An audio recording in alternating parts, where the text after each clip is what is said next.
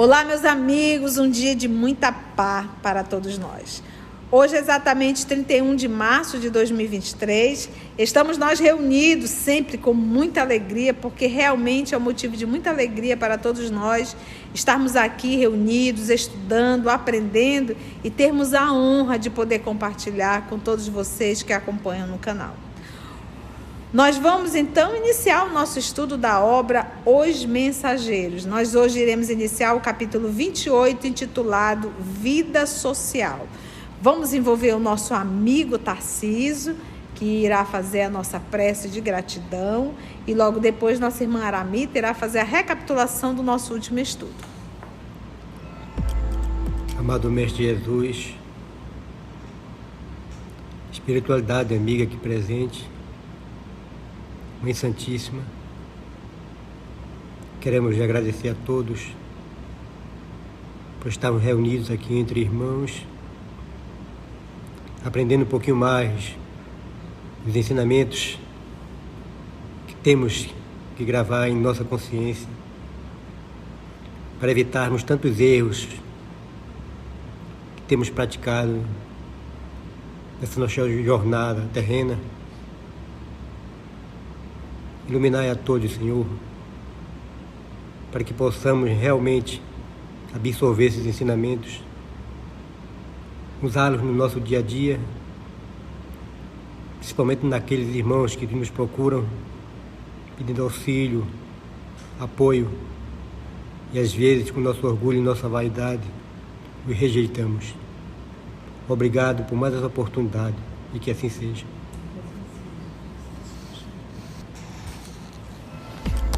No capítulo anterior, nós conhecemos Paulo e ouvimos, de primeira mão a história dele. Quem era Paulo, o que ele fez, como ele chegou ao posto de socorro. Paulo era o amigo, entre aspas, de Alfredo, que seduzia mulheres casadas, desencaminhava ou perturbava casamentos. E ele foi o responsável pela separação de Alfredo e Ismalha, consequentemente a tristeza e o desencarne doente de Ismalha, a revolta de Alfredo. Mas no mundo espiritual, depois que Alfredo se reabilitou e ele viu a necessidade de se reconciliar com um amigo que, enquanto encarnado, ele disse que nunca perdoaria. E ele foi buscar o Paulo nos abismos, trouxe para o posto de socorro e o visita todo dia. E o Paulo é como um louco, Ele está perturbado e, na misericórdia da misericórdia, ainda nesse exercício de fraternidade, Ismalha e Alfredo estão providenciando para ele uma nova encarnação com uma das mulheres que ele desencaminhou, para ele se reabilitando. Ele aprontou muito, Vamos então, Vida Social 28. À noite, surpreendiam-me os sublimes aspectos do firmamento no posto de socorro. Luar safirino envolvia todas as coisas. O céu era qual infinita colcha de azul muito límpido, pontilhado de astros fulgurantes. As nuvens da tarde haviam desaparecido. Contemplando a beleza da noite, Alfredo acentuou: Felizmente, os fenômenos magnéticos foram deslocados do nosso círculo. Os aparelhos, porém, continuam registrando enorme conflito de forças inferiores. Bem, esse parágrafo aqui dos fenômenos magnéticos, a nossa irmã Aramita irá comentar para a gente. Lembra que eles estão numa excursão, que eles estão indo para a crosta. E eles estavam no caminho da crosta, não foram pelo caminho direto, foram pelo caminho mais tortuoso. Indo ponto a ponto, para ver... Eles não fizeram Não foram levitando, nem pelo caminho direto. Eles não foram volitaram. Porque era necessário ir caminhando. Que era para conhecer todos as zonas mais próximas da crosta. Aprendizado. Para aprendizado, porque tem o caminho direto e tem o caminho para saber as zonas que tem entre a colônia e a crosta. Certo. E eles estavam caminhando, o ar se tornou pesado, carregado, e pararam num posto de socorro, que eles iam só pernoitar e seguir viagem. Mas o Alfredo, que é o administrador do posto de socorro, disse: olha, os nossos aparelhos estão dizendo que está vindo aí uma tempestade magnética. A coisa lá na crosta não está muito bacana, as emanações estão horríveis.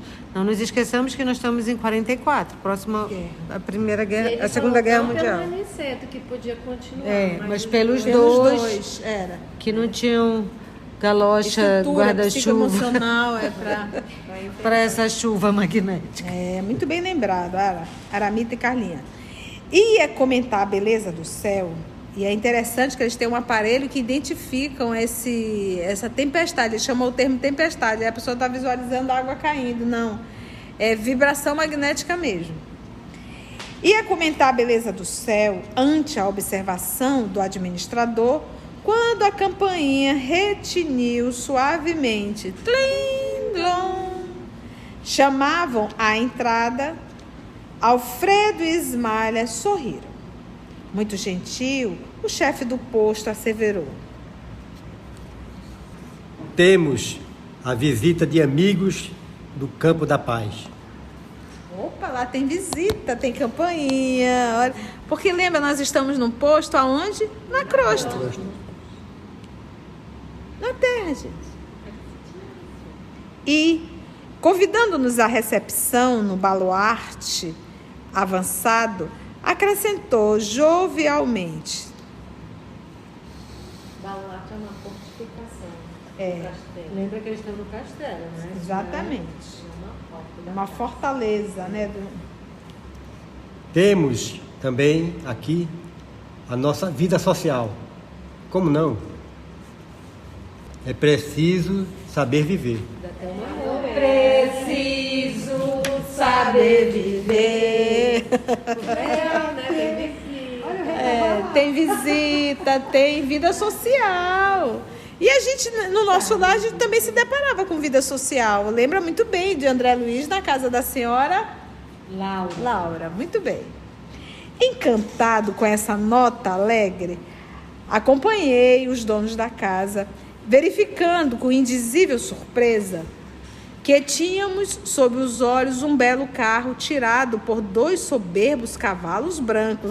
Copiou da obra Paulo Estevo. 2 soberbos cavalos brancos, né? Só falta o Paulo de Tarso, né? Tratava-se de veículo confortável e interessante, quase idêntico aos velhos carros de serviço público do tempo de Luís XV. Pensa aquela carruagem chiquérrima, né? Que eu vira mais de uma vez em publicações antigas.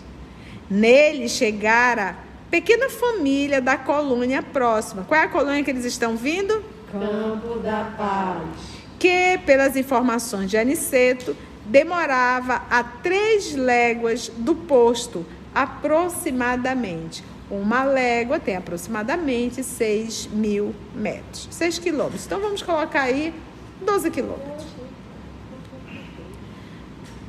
É que eu achei outro valor por uma légua. Quanto que você achou? Quanto com 82 Eu achei 6.000. Uma légua, 6.000. metros, né? Metros, 6.000 metros. Você achou quanto? 4,2 quilômetros. Quilômetros. 6.000 metros são 6.000. 6 quilômetros. A Carlinha aqui está dizendo: tia, eu achei 4 quilômetros. Eu achei 6 quilômetros. Você que está ouvindo, faz o cálculo aí, verifica e põe no comentário. Foram 3 léguas. 6 quilômetros. Marromeno. Então ele diz, demorava a 3 léguas do posto aproximadamente. Não era tão longe. Alfredo apresentou-nos cavalheirescamente, com exceção de nosso orientador, que era velho amigo dos recém-chegados. Constituíam-se os visitantes do casal Bacelar e 2 filhas jovens. O chefe do grupo mostrava idade avançada, revelando, porém, excelente disposição. É isso que eu adoro no mundo espiritual. A gente pode estar idoso, velhinho, com aparência, né? Se quiser, mas à disposição. Porque já não tem mais um corpo desse pesado, né? senhora dava impressão de madureza, aparentando, contudo, maravilhosa vivacidade. Tá vendo, gente? Assim como as duas moças. A alegria era enorme, gente. Pai, mãe e filho juntos no mundo espiritual. A alegria era enorme. Não se observava qualquer nota de convencionalismo menos digno, como na terra. Os gestos de cada um, a simplicidade, a despreocupação e as frases afetuosas demonstravam sinceridade pura. Permanecíamos num quadro social inacessível ao fingimento. Então, não tem aquele fingimento social, olá, eu também, não tem absolutamente nenhuma empatia. Voltando ao interior doméstico, entre grandes manifestações de júbilo, de alegria familiar, observei que os recém-chegados eram amigos de muito tempo, que vinham ao encontro de Ismália. A nobre senhora pareceu-me contentíssima. Expediu recados afetuosos para algumas famílias do posto e, em breves minutos, o castelo recebia inúmeras pessoas que concorriam ao brilhantismo da seleta reunião. Uau! Os Bacelar chegaram já chegaram em 2 cavalos soberbos, chegou agora? Chegaram numa Lúcia, vem aqui em casa, sabe quem chegou? Os Bacelar, bem numa carruagem de... Mentira, tô indo agora. Larga tudo e vem. Por isso é que eles colocaram, o título é Vida Social. Então, gente, tem vida social no mundo espiritual.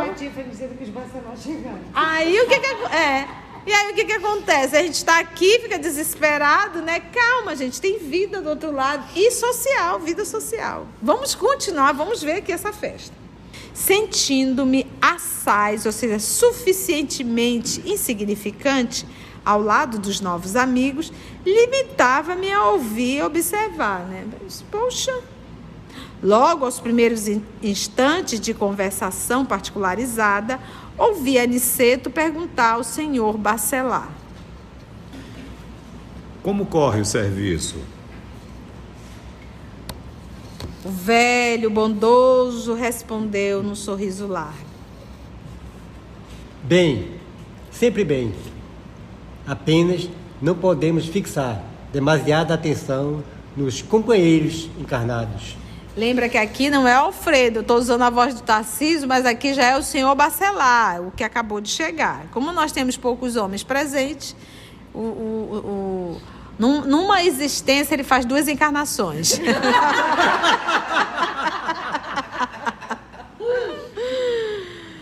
E ajuntou com graça: É indispensável aprender a servir e passar. Então ele perguntou, o velho bondoso respondeu: como corre o serviço? Bem, sempre bem, apenas não podemos fixar demasiada atenção nos companheiros encarnados. Olha que coisa ali. Se você for dar muita atenção aos doidinhos da terra, a gente não faz serviço nenhum. E fica a dica para nós: se a gente for dar muita atenção àquelas pessoas que são verdadeiras pedras no nosso caminho, a gente desiste de tudo. Então não dê muita atenção, porque às vezes o que acontece? A gente dá muita ibope para a pessoa doidinha. Você está entendendo? Quando você valoriza demais, o que é isso?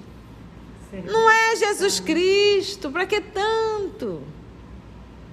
Não dê tanto ibope. Às vezes a gente sofre porque a gente dá muito ibope para determinadas pessoas.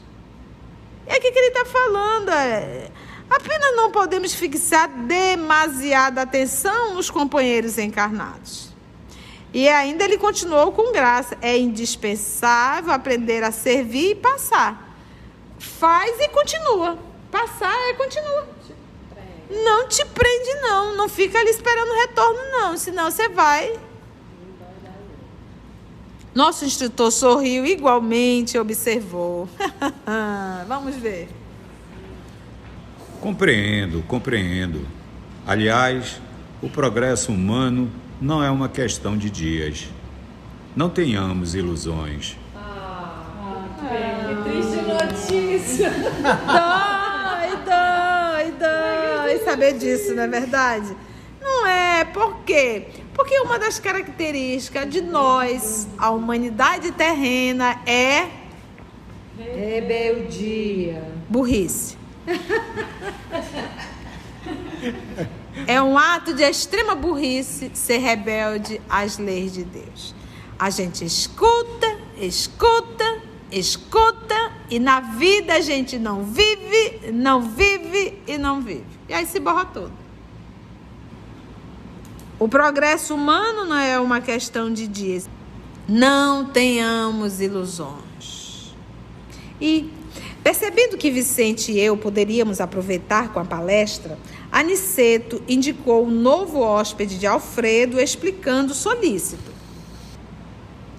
Nosso amigo Bacelar é chefe de turmas de assistência aos nossos irmãos do círculo carnal. Tem longa experiência dos homens e conhece-os como ninguém. Há muito que aproveitar nas suas observações. Então vamos aprender com o senhor Bacelar, né? Há muito que aproveitar nas suas observações, porque tem longa experiência dos homens e conhece-os como ninguém. Ele consegue identificar o ser homem. Exclamou o senhor Bacelar de bom humor. Não tanto, meus caros. Não tanto. Sou simples companheiro de vocês, cumprindo deveres por acréscimo da misericórdia divina. Não posso fazer muito em razão de minhas deficiências naturais. Objetou Vicente, até então calado. Estamos certos do grande proveito da sua palavra. Porque Vicente é quem? O companheiro de André Luiz. É o outro aluno.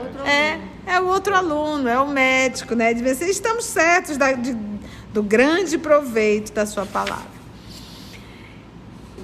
Disse André Luiz. Vamos lá, Mita. Tudo que nos disser sobre o problema de assistência constituirá para nós ensinamento precioso. André sempre doido para aprender. O novo amigo fitou-nos com inteligência e perguntou. Foram médicos no mundo? Respondemos a um só tempo. Sim. O senhor Bacelar pensou alguns momentos e acentuou. Sempre gostei de conversar com os amigos, recorrendo aos símbolos sugeridos pela profissão que exercem. Mas, no tocante às minhas atividades, não teria muito o que dizer a médicos militantes. Aduziu André Luiz. Pelo contrário, seus esclarecimentos enriquecerão nossas experiências. O interlocutor sorriu, otimista, e declarou: você está vendo a atitude do Bacelar de vaidade e de orgulho? Não. De quê? Humildade. O que eu tenho para falar? Vocês são médicos, não sei. Eu sempre costumo falar utilizando a profissão da pessoa, usando termos, né, para poder explicar. Mas com vocês eu não vou ter muito, né? Vamos lá. O interlocutor sorriu, otimista, e declarou: não creia. Recorde os seus doentes comuns. Muito raramente lembram a medicina preventiva. De modo quase invariável, esperam a positivação das moléstias para buscarem o recurso preciso. Necessitam de anestésicos para o socorro do bisturi. Fogem ao regime tão logo surja a primeira melhora. Confundem o método de tratamento apenas se registre o primeiro sinal de cura. Detestam a dor que restabelece o equilíbrio. Descontentam-se com a indicação de purgativos. Preferem a medicação de sabor agradável. E, sobretudo, quase sempre, querem saber muito mais que os médicos. Esta síntese aplicável a corpos doentes representa, em nosso campo de serviço, um resumo do programa de assistência aos espíritos enfermos encarnados na Terra, e com agravantes de vulto, porque, em nosso setor, não podemos manipular a alma, à maneira do cirurgião que opera as amígdalas. Somos forçados à preparação do campo mental conveniente, a proceder a semeadura de pensamentos novos, velar pela germinação, ajudar os rebentos minúsculos e aguardar a obra do tempo. Nossa luta não é simples, porque se o clínico do mundo encontra sempre familiares e amorosos, dispostos a cooperar com ele em benefício do doente, o que encontramos, por nossa vez, são enormes legiões de elementos adversos à nossa atividade restauradora e curativa. Em geral, o médico do mundo presta socorro a quem deseja recebê-lo, pelo menos nas ocasiões de graves perigos. Nós, porém, meus amigos, muitas vezes temos de prestar assistência aos que não a desejam, por viverem sob véus de profunda ignorância. Aí eu pergunto ao Augusto, quantas aulas, Augusto? Pelo menos 3. É exatamente esse texto lido pelo nosso querido Tarcísio, e você viu como ele foi humilde. Olha, não teria tanta informação para falar, para ensinar para vocês usando os termos da medicina, e você vê o tanto e a lógica dele para falar do trabalho dele. Então, para falar do trabalho dele, ele está usando os termos dentro da medicina, que aí sim, tanto o Vicente quanto o André Luiz, que foram médicos na Terra, conseguem entender. Então, meus amigos, é cenas do próximo capítulo. Então, no nosso próximo estudo, nós iremos iniciar, viu, Aramita? Comentando ponto a ponto essas observações do senhor Bacelar. Se você chegou até aqui o final, deixa seu comentário. É muito importante a gente poder ler o teu comentário. Não esqueça de curtir para que possa divulgar a página, dar o seu like, né? E, se possível, faça a sua inscrição no nosso canal e toca o sininho. Porque quando você toca o sininho, o YouTube avisa para você quando o EOS publicar um novo estudo. Então, receba um grande abraço da família EOS Manaus.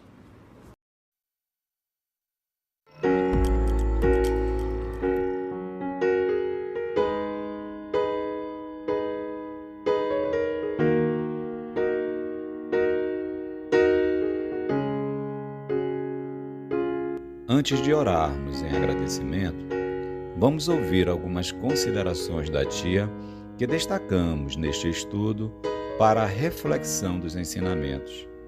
Vamos aos destaques da tia?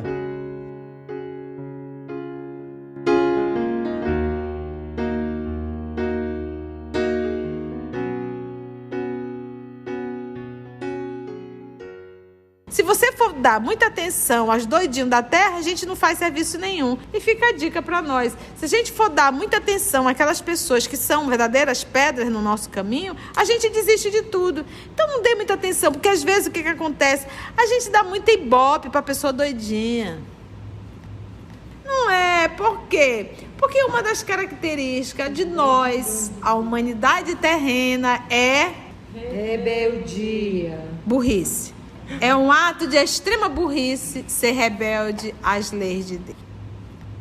A gente escuta, escuta, escuta, e na vida a gente não vive, não vive e não vive. E aí se borra tudo.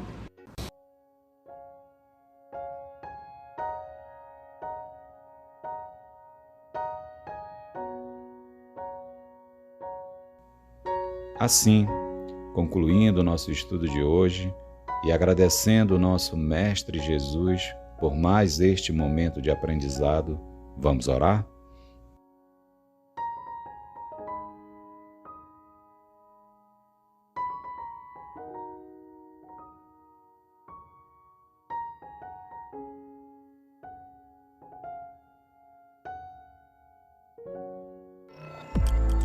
E o nosso querido amigo Augusto irá fazer a nossa prece de gratidão. Mestre amigo Jesus, te agradecemos por todos esses ensinamentos, por todas essas observações que Bacelar nos traz e que nos leva a refletir na nossa caminhada diária nessa busca para Ti. Que possamos, Mestre amigo Jesus, nesse cuidar do corpo que o Bacelar nos fala em relação à medicina, nós levarmos isso como ele está mostrando a André em relação ao nosso espírito, nessa busca da nossa reforma, da nossa melhoria moral, para que assim possamos mais e mais nos aproximar de Ti. Como é bom, Mestre, esses estudos que nos esclarece, que nos orienta, que nos fortalece essa busca da reforma, essa busca dessa aproximação contigo, lembrando os Teus ensinamentos, lembrando os Teus exemplos. Obrigado. Esse é o nosso sentimento nesse momento, é de agradecimento. Obrigado por tudo e que Tu fique conosco hoje e sempre, que assim seja.